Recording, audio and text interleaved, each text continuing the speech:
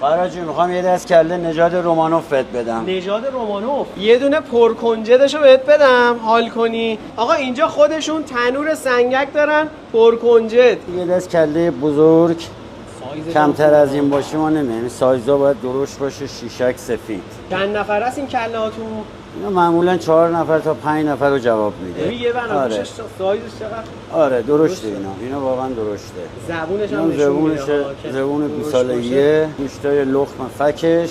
اونا رو هر کسی دوست نداره، من خیلی دوست دارم. میدون فاطمی ابتدای گمنام طباخی رومانوف. آدرس از این سرراسترم نریم. یه طرف صورت کامل، صورت بناگوش کامل، زبون میاد وسطش. یه طرف دیگه صورت بناگوش کله، گوشت لخماشه. اینم 2 تا چش. یه چیزی که من نمیپسندم اینه که بعضی طباخی‌ها گوشت لخمه رو نمیذارن. اینم یه مغز طلایی خوشگل. اینم پاچه‌هاش 4 عدد بغل هم.